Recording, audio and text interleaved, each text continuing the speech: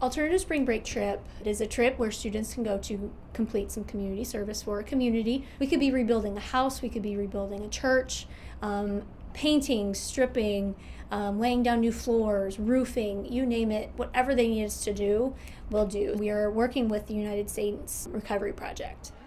I know absolutely nothing about building homes, but I'm excited to learn. I think it'll be a great learning experience, and if worse comes to worse, I am a pretty good painter. I get to build things, and it helps people. I did take woodworking in 8th grade, however, so hopefully that helps me with like a saw or something.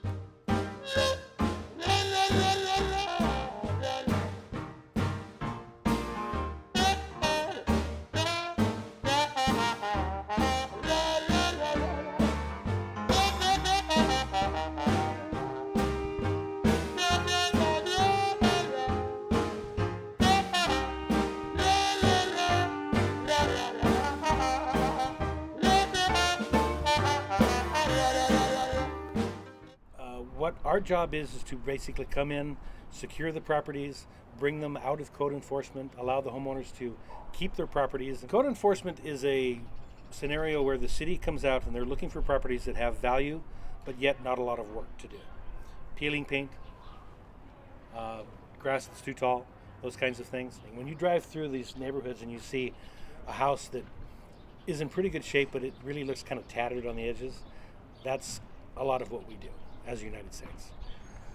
We're 5 for 5 on code enforcement challenges with the city. It's the government's way of taking over their property by changing the zoning laws and changing the codes, the building codes, without telling their citizens. So the citizens rack up all these fines. They can't pay these fines. Like the woman that we worked, Gladys, that we worked with yesterday, she has $14,000 in fines. She can't afford that. So she risks losing her property just because the city forgot to mention to her, hey, you need to redo this, hey, you need to change this about your property. She's an elderly woman, she can't do that. So yesterday we went to Gladys' house, and her story was really, really sad.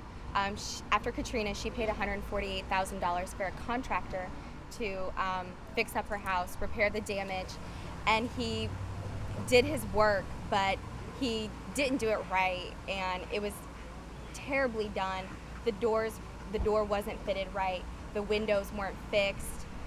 He left a mess of trash and debris in her driveway, and the painting was sloppy. There was paint all over the concrete, and that's basically what we worked on, kind of fixing and cleaning up the mess that the contractor had left.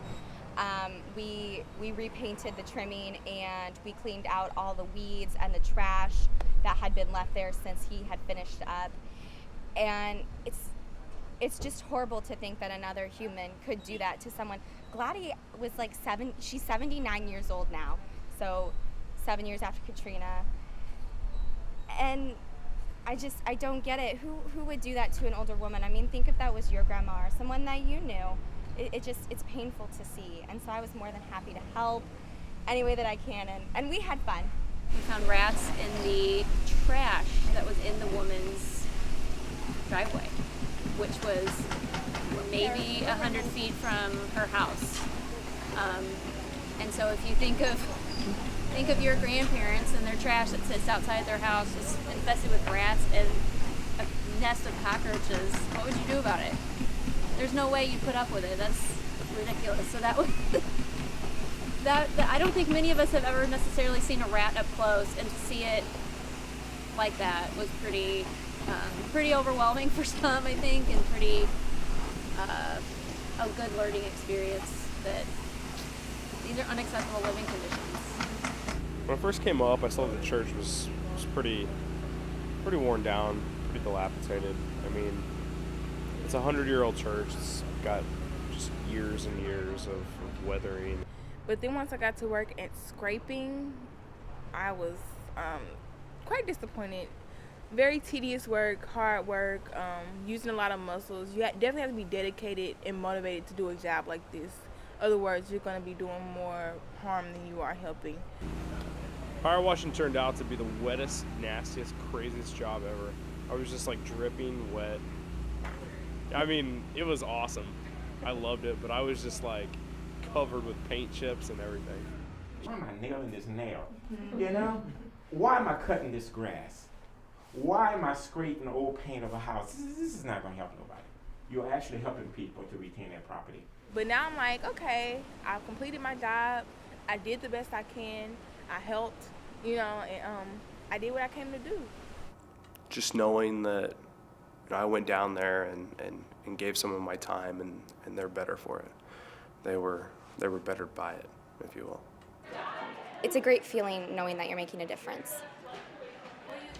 Just coming out here and you see like 20 different pairs of hands working.